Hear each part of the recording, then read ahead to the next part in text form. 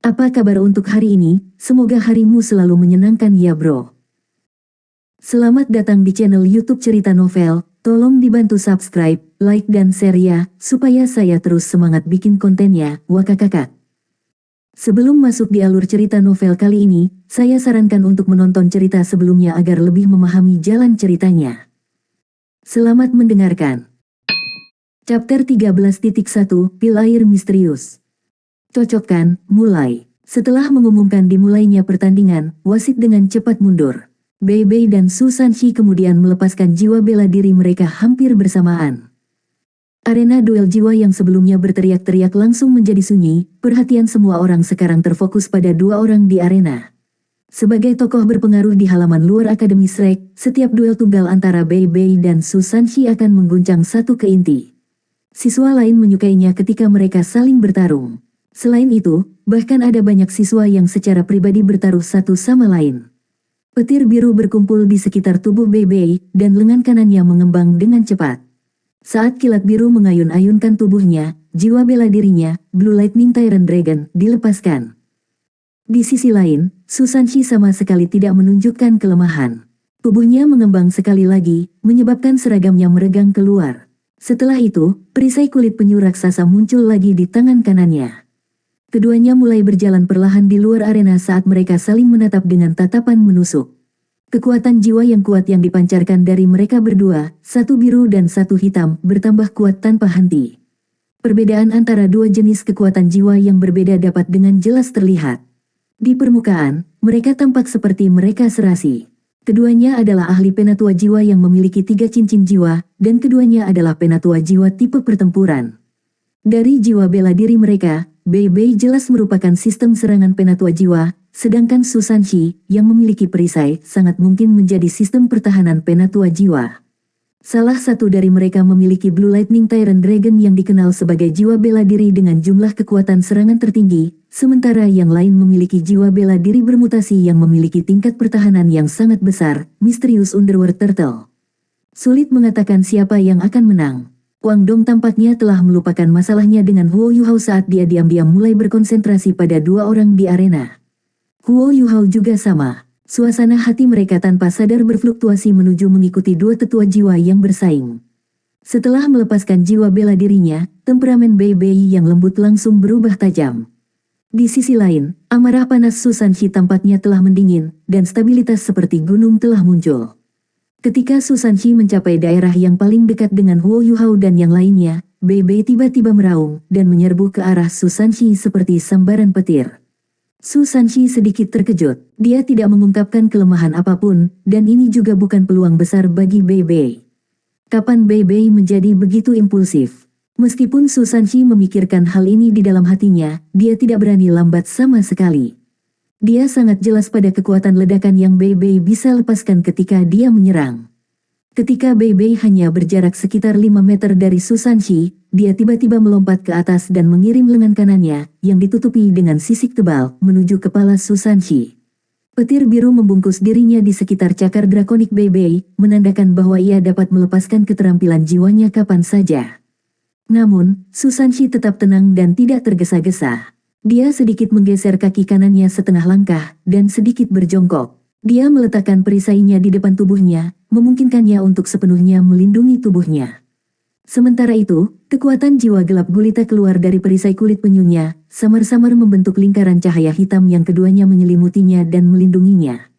Boom, cakar drakonik Bei Bei bertubrukan dengan galak ke perisai kulit penyu hitam yang tebal, menyebabkan kedua tubuh mereka bergetar secara bersamaan. Bei Bei dengan cepat menghentikan serangannya dan jatuh kembali, sementara Su Sanxi meluncur ke belakang.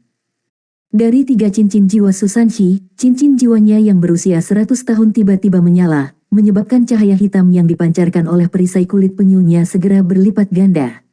Lingkaran hitam yang kuat menyebar dari perisainya, meliputi 10 meter persegi penuh. Itu seperti tudung besar yang mendorong keluar. Itu bahkan mengeluarkan suara gemuruh saat dirilis. Ini adalah gempa dunia bawah misterius, keterampilan jiwa pertama Su Sanxi. Ini adalah keterampilan knockback berbagai yang juga memiliki efek memusingkan. Jika penanaman lawannya lebih rendah dari miliknya, mereka akan merasa pusing dan terbentur ke belakang. Paling tidak, skill ini bisa membuat Su Sanshi menarik jarak dari musuh-musuhnya. Namun, Su Sanshi tidak pernah berharap Bei Bei akan ditentukan. Ketika Su Sanshi merilis keterampilan jiwa pertamanya, kedua cincin jiwa kedua dan ketiga Bei Bei tiba-tiba menyala pada saat yang sama. Yang pertama diaktifkan adalah cincin ketiganya, yang merupakan cincin 1000 tahun. Saat cahayanya melebar keluar, suara gemuruh rendah tiba-tiba meledak dari tubuh Bei Bei, menyebabkan seluruh tubuhnya memancarkan petir ungu kebiruan yang kuat. Sisik di tangan kanannya menyebar dengan cepat ke arah tubuhnya, membungkus sisi kanan dadanya di dalamnya. Setelah itu, aura yang mengelilingi tubuhnya langsung naik. Ini adalah Thunder Rose Fury. Setelah itu, cincin jiwa keduanya melintas, menyebabkan banyak ular listrik tebal meledak keluar dari tubuh Bei Bei. Ketika Bei Bei menggabungkan keterampilan jiwa kedua dan ketiga, mereka berhasil meniadakan gempa dunia bawah gaib Su Sanshi. Bahkan jika Su Sanshi diakui secara luas untuk pembelaannya, gempa dunia bawah misteriusnya tidak mampu menjatuhkan Bei Bei. Sebuah lubang secara paksa dihancurkan ke dalam tudung hitam yang dibentuk oleh keterampilan Su Sanshi. Bei Bei mengabaikan serangan aliran hitam udara dan dengan keras kepala memaksa masuk. Su Sanshi kaget, tapi gerakannya tidak melambat sama sekali. Cincin jiwanya yang kedua dan ketiga juga menyala secara berurutan. Dia terlalu akrab dengan kekuatan Bei Bei, dan sangat percaya diri dalam pembelaannya sendiri. Meskipun dia tidak merasa 100% yakin bahwa dia bisa mengalahkan Bei Bei benar-benar tidak akan bisa mengalahkannya jika dia berkonsentrasi dengan kuat pada pertahanannya. Namun, pada saat dia melepaskan keterampilan jiwa kedua dan ketiga, dia tiba-tiba merasa seolah-olah otaknya telah ditusuk oleh jarum. Jejak ketidakjelasan langsung muncul dalam kesadarannya, menyebabkan dua keterampilan jiwanya tiba-tiba menjadi lamban untuk sesaat. Dia sebenarnya tidak bisa segera membebaskan mereka. Tubuh menerkam Bei Bei tiba-tiba berubah ilusi. Ini adalah trek Shadow membingungkan Tang Sekte ini. Tubuhnya berjongkok sedikit ke bawah, dan seluruh tubuhnya tampak meluncur di tanah. Dia menggunakan cakar kanannya untuk mengaitkan ke bagian bawah perisai kulit penyu, sementara secara bersamaan meluncur di belakangnya. Bahkan jika Su Sanshi ingin melepaskan keterampilan jiwanya, sudah terlambat. Membiarkan Bei Bei menjelajahi perisainya seperti ini sudah menakdirkannya untuk tragedi. Bei Bei menggunakan kaki kanannya untuk menginjak langsung pada betis Su Sanshi, dan di bawah efek penguatan dari Thunder Rose Fury, petir dari Thunderbolt yang kuat langsung melonjak maju. Pada saat berikutnya, tubuh Su Sanshi hanya bisa bergetar di lokasi aslinya. Di sisi lain, lengan drakonik Bei Bei yang besar menggali langsung ke bahunya.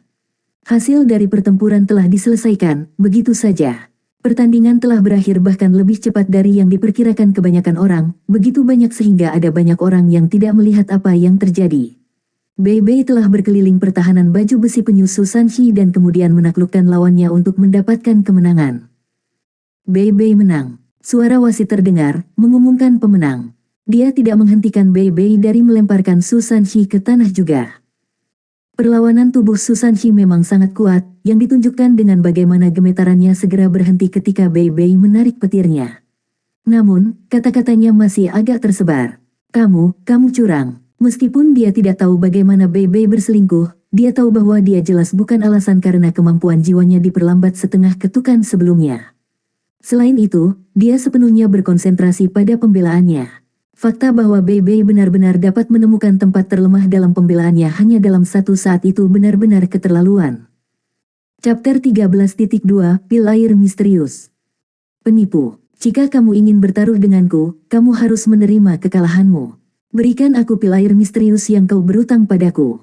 Bei Bei tersenyum saat dia menggunakan miliknya cakar drakonik untuk menuangkan sedikit kekuatan jiwa tipe pencahayaannya kembali ke tubuh Su Sanshi tubuh tinggi, menyebabkan tubuh tinggi Su Sanshi bergetar sekali lagi.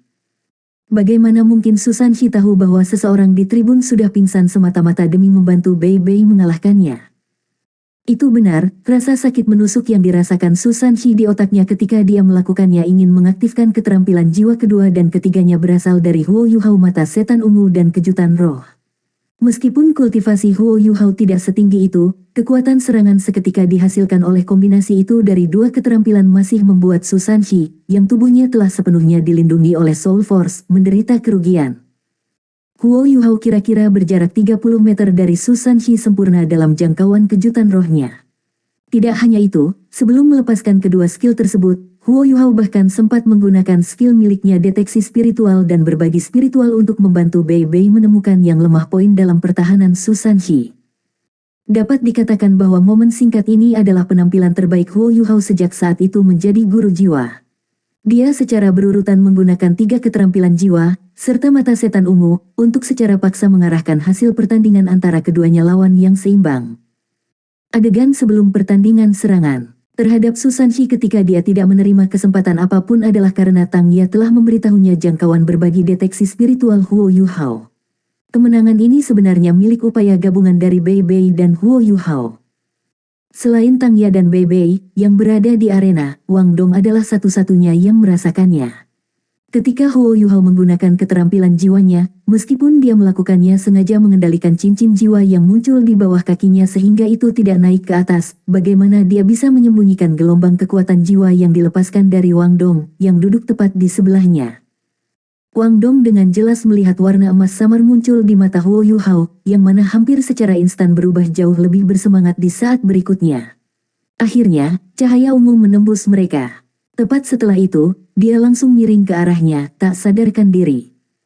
Saat Wang Dong tanpa sadar menahan Huo Yuhao, pertandingan di arena berlangsung sudah selesai. Dia, apa yang terjadi padanya? Wang Dong bertanya dengan nada heran. Tang Ye juga kaget saat melihat Huo Yuhao pingsan. Dia buru-buru memeriksa kondisi Huo Yuhao, sebelum menghela napas lega. Dia hanya menarik terlalu banyak kekuatan jiwanya, tidak ada yang salah dengan dia. Ayo pergi, itu lebih baik meninggalkan TKP setelah melakukan sesuatu yang buruk. Lebih-lebih lagi. Tang Ye dalam hati bingung. Bagaimana efektivitas Little Yuhao berbagi deteksi spiritual begitu hebat. Niat asli Bei Bei baru saja telah menggunakannya untuk membiarkan dia mengambil inisiatif dalam pertarungan. Tingkat kultivasi Bei Bei dan Su Sanxi hampir sama, jadi orangnya yang mampu memanfaatkan peluang yang menentukan akan memiliki peluang terbaik kemenangan. Namun, dia tidak pernah berpikir bahwa dia benar-benar memenangkan pertandingan dalam satu pertandingan meniup. Huo Yuhao benar-benar terlalu lelah. Setelah seharian penuh latihan fisik, dikombinasikan dengan berkali-kali dia menggunakan keterampilan jiwanya, kelelahan yang berlebihan menyebabkan dia jatuh ke dalam keadaan tidak sadar yang sangat menyeluruh, di mana dia tidak akan bisa bangun untuk waktu yang lama.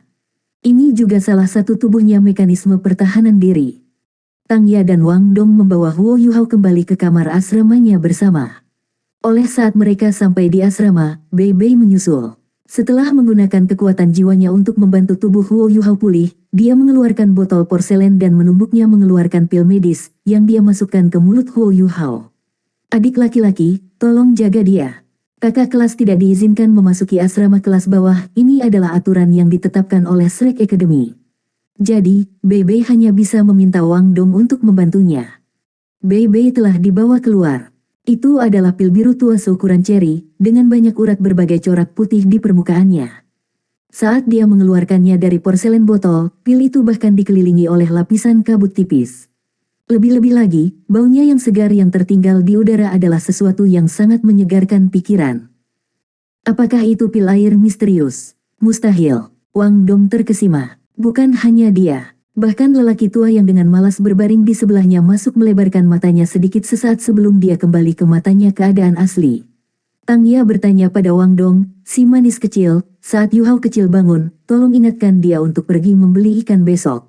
Saat aku kembali, aku akan bersiap set lain dari apa yang saya berikan padanya hari ini. Bei Bei dengan sedih menjawab, kamu hanya tahu cara makan. Kamu hampir menyakitiku adik junior hari ini. Tang Ye berpunuk dan berkata, jangan beri aku itu. Aku tahu kamu sudah memilikinya niat buruk terhadap Su Sanxi di belakang punggungnya. Jadi benar saja, dia ditipu olehmu. Anda baru saja mengambilnya peluang. Bei Bei dengan polos berkata, jika seseorang ingin memberiku hadiah, apalagi yang bisa kulakukan lakukan tetapi menerimanya. Yang bisa saya katakan adalah bahwa keberuntungan adik laki-laki kita cukup bagus. Mari kita kembali dan berkultivasi. Saya ingat seseorang yang mengatakan itu dia akan memberiku ciuman jika aku mengalahkan Su Sanxi. Anda harus menyimpan milik Anda janji. Tang Ye menjulurkan lidah padanya. Aku memintamu untuk memukulnya sampai dia tidak bahkan mampu mengurus dirinya sendiri.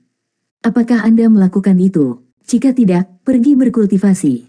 Wang Dong tiba-tiba berkata, Senior Tang Ye, mohon pertimbangkan pertanyaan saya. Saya benar-benar ingin bergabung dengan Sekte Tang. Tangya menganggukkan kepalanya dan melambai padanya, sementara Bei Bei mengungkapkan pemikirannya. Lihat wajahnya. Setelah itu, dia tersenyum pada Wang Dong sebelum menarik Tangya jauh. Wang Dong membawa Huo Yuhao kembali ke kamar asrama mereka dan menempatkannya tempat tidurnya. Gambar pil yang diberikan Bei Bei kepada Huo Yuhao masih ada dalam pikirannya. Setelah dengan lembut menggelengkan kepalanya dan menatap tajam ke arah Huo Yuhao, dia bergumam pada dirinya sendiri, aku tidak takut terkena infeksi mata setelah melihat apa yang seharusnya tidak saya lihat. Tidur di tempat tidur yang keras bermanfaat bagi Anda. Sementara berbicara, dia melompat kembali ke tempat tidurnya sendiri dan mulai bermeditasi dalam posisi bersila. Latihan fisik yang dia jalani hari ini juga sangat efektif. Teknik, ini adalah pertama kalinya sejak saat itu dia bisa tidur dengan damai. Dalam mimpinya, dia merasa seolah-olah tenggelam dalam kolam yang menenangkan. Selanjutnya perasaan rileks menyebabkan dia mengeluarkan erangan. Tidak lama setelah memulai meditasinya, Wang Dong membuka matanya sekali lagi dan memandang heran ke arah Huo Yuhao yang masih berbaring di tempat tidurnya. Dia telah terbangun setelah merasakan fluktuasi yang kuat dari Soul Force di udara. Benar saja, fluktuasi kekuatan jiwa yang kuat yang dia rasakan sedang dipancarkan dari tubuh Huo Yuhao. Itu sudah malam hari, jadi cahaya biru redup itu datang dari tubuh Huo Yuhao sangat terlihat dalam kegelapan. Wang Dong melompat turun dari tempat tidurnya dan berjongkok dengan tenang di samping Huo tempat tidur Yuhao untuk mengamatinya dengan cermat. Dia menemukan kulit Huo Yuhao itu tampak naik dan turun sedikit. Selanjutnya, saat naik dan turun, beberapa aliran udara kecil terus-menerus dipancarkan dari pori-porinya. Ini adalah fluktuasi Soul Force yang dia rasakan. Selanjutnya, kabut biru samar melonjak tanpa henti ke pori-porinya sebelum melonjak kembali dan, mengikuti berlalunya waktu, warna kabut berangsur-angsur berubah sedikit lebih gelap. Pada saat yang sama, aroma menyegarkan di udara berangsur-angsur melemah.